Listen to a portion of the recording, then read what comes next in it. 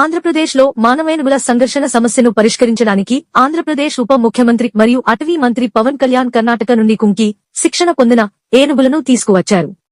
గత 2 దశాబ్దాలుగా చిత్తూరు మరియు పార్వతీపురం మన్యం వంటి జిల్లాల్లో అడవి ఏనుగులు వ్యవసాయ భూముల్లోకి ప్రవేశించి పంటలను నాశనం చేస్తున్నాయి మరియు కొన్నిసార్లు మానవ ప్రాణాలను కోల్పోతున్నాయి. అడవి లేదా దుండగు ఏనుగులను నిర్వహించడానికి మరియు నియంత్రించడానికి ప్రత్యేకంగా శిక్షణ పొందిన కుంకి ఏనుగులు అడవి మందలను మార్గనిర్దేశం చేయడం మరియు జనావాసాలు మరియు వ్యవసాయ ప్రాంతాల నుండి తరిమికొట్టడం ద్వారా ఈ సంఘర్షణలను తగ్గించడంలో సహాయపడతాయని భావిస్తున్నారు. Please share and subscribe for more updates. బదిలీ వివరాలు. గత సంవత్సరం సెప్టెంబర్లో ఆంధ్రప్రదేశ్ మరియు కర్ణాటక మధ్య సంతకం చేయబడిన అవగాహన ఒప్పందం లో ఈ చొరవ భాగం మొత్తం 8 కుంకి ఏనుగులను బదిలీ చేయడానికి అంగీకరించింది.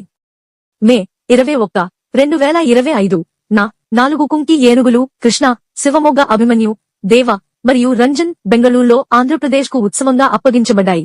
త్వరలో మరో 2 అనుసరించబడతాయి. ఏనుగుల ప్రవర్తన మరియు నైపుణ్యాల ఆధారంగా అవి సంఘర్షణ నివారణ పనులకు అనుకూలంగా ఉన్నాయని నిర్ధారించుకోవడానికి వాటిని ఎంపిక చేశారు. ఆంధ్రప్రదేశ్ మావోట్లు మరియు అటవీ సిబ్బందికి ఈ ఏనుగుల సరైన నిర్వహణ మరియు సంరక్షణను నిర్ధారించడానికి కర్ణాటకలో శిక్షణ ఇవ్వబడింది. ఉద్దేశ్యం మరియు ఆశించిన ప్రభావం. కుంకి ఏనుగులను చిత్తూరు మరియు పార్వతీపురం మన్యం వంటి అడవి ఏనుగుల దాడి ఎక్కువగా ప్రభావితమైన ప్రాంతాలలో ఉంచుతారు, తద్వారా మరింత విధ్వంసం మరియు ప్రాణనష్టం జరగకుండా నిరోధించవచ్చు.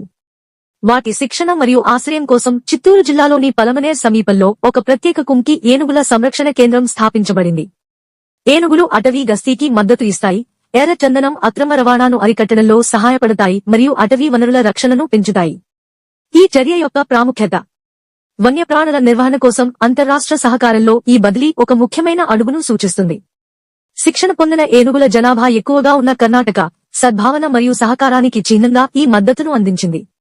అధికారిక అభ్యర్థన లేకుండానే కర్ణాటక ప్రభుత్వం సహాయం చేయడానికి సిద్ధంగా ఉండటం ఐక్యత స్ఫూర్తిని మరియు పర్యావరణ పరిరక్షణ కోసం భాగస్వామ్య బాధ్యతను ప్రదర్శిస్తుందని పవన్ కళ్యాణ్ నొక్కి చెప్పారు.